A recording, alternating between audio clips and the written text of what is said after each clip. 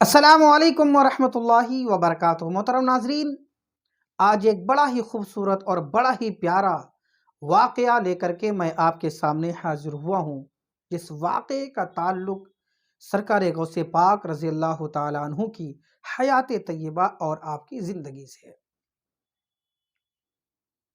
ایک بار ایک شخص جس کا نام حسن بن تمیم تھا، تاجر تھا، مالدار آدمی تھا، تجارت کے غرض سے دوسرے ملک اور دوسرے شہر جایا کرتا تھا۔ ایک بار وہ اس زمانے کے بہت بڑے شیخ حماد دباس کی بارگاہ میں حاضر ہوا۔ حاضر ہو کر کے حسن بن تمیم نے کہا، اس تاجر نے کہا، حضور آپ اجازت دیجئے، میں فلاں شہر جانا چاہتا ہوں تجارت کی غرض سے، آپ میرے لیے دعا فرمائیں اور مجھے اجازت بھی عطا فرمائیں۔ شیخ حماد دباس نے کہا، اے شخص، ہرگز تو وہ ملک اور وہ شہر نہ جا، اس لیے کہ تیری تقدیر میں لکھا ہوا ہے کہ اگر تو وہاں جائے گا تو تجھے راستے میں قتل کر دیا جائے گا اور تیرے مال کو لوٹ لیا جائے گا۔ اب وہ شخص حضرت کی بارگاہ سے بہت ہی غمگین اور بہت ہی فکر مند واپس ہوا، سرکار غوث پاک رضی اللہ تعالیٰ عنہ کے دربار میں حاضر ہوا۔ غوث پاک رضی اللہ تعالیٰ عنہ کی بارگاہ میں بھی اس نے یہی عریضہ پیش کیا کہ میں فلاں شہر تجارت کی غرض سے جانا چاہتا ہوں، آپ میرے لیے دعا فرمائیں اور مجھے اجازت دیں کہ میں اس شہر جاؤں، تجارت کروں اور کامیابی سے واپس آ جاؤں۔ میرے غوث نے ارشاد فرمایا، جاؤ، میں تمہیں اجازت دیتا ہوں، اس شہر جاؤ اور سلامتی کے ساتھ جاؤ اور سلامتی کے ساتھ واپس آؤ، نہ کوئی خوف، نہ کوئی خطر، نہ کوئی ڈر، سلامتی کے ساتھ آپ جائیے اور سلامتی سے واپس ہو جائیے۔ اتنا کہنا تھا، وہ شخص اٹھا، اپنے گھر گیا، سارا مال اکٹھا کیا اور اکٹھا کرنے کے بعد قافلے کے ساتھ جس شہر کو جانا تھا وہ شہر چلا گیا۔ کچھ دنوں کے بعد جب تجارت ہوئی، خوب مال کمایا، خوب پیسہ کمایا، خوب نفع کمایا، نفع کمانے کے بعد اب واپس ہونا ہوا تو ایک مسافر خانے میں اس نے قیام کیا۔ مسافر خانہ میں قیام کے دوران اسے کچھ حاجت پیش آئی تو حمام خانے گیا۔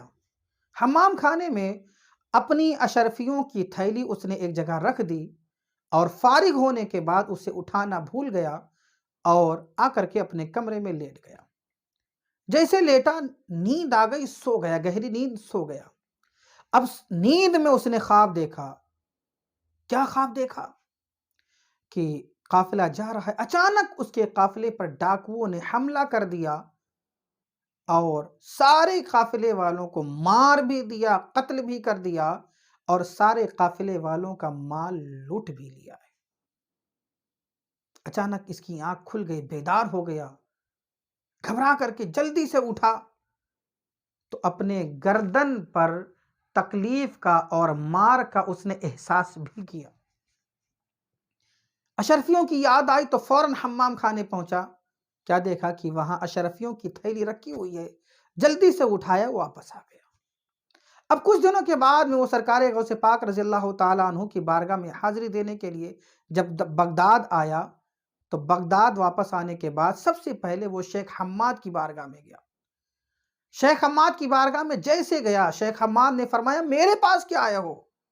جاؤ غوث پاک کی بارگاہ میں جاؤ، انہوں نے تمہارے لیے اللہ تعالیٰ کی بارگاہ میں 70 بار دعا کی ہے، تمہارے لیے رب تعالیٰ کی بارگاہ میں 70 بار دعا کی ہے۔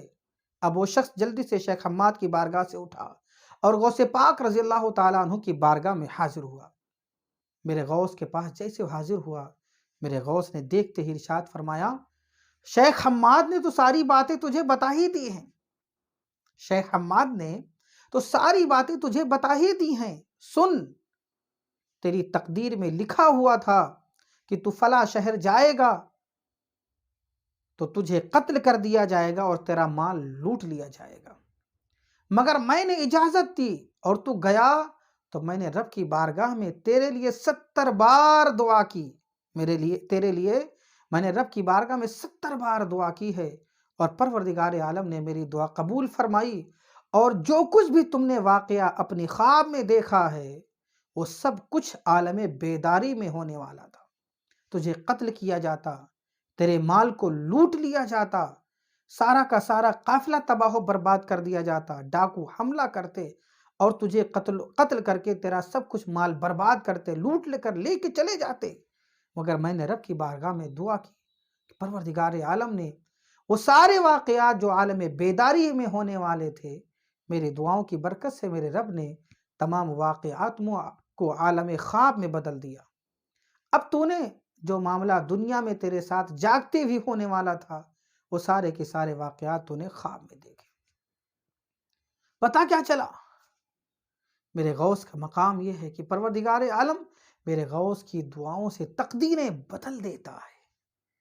جس شخص کی تقدیر میں لکھا ہوا تھا کہ یہ قتل کر دیا جائے گا، اس کا مال لوٹ لیا جائے گا، میرے غوث رضی اللہ تعالیٰ عنہ کی دعاؤں کی برکت سے اس کی تقدیر پلٹ دی جاتی ہے، بدل دی جاتی ہے، مال بھی بچ جاتا، اس کی زندگی بھی بچ جاتی ہے۔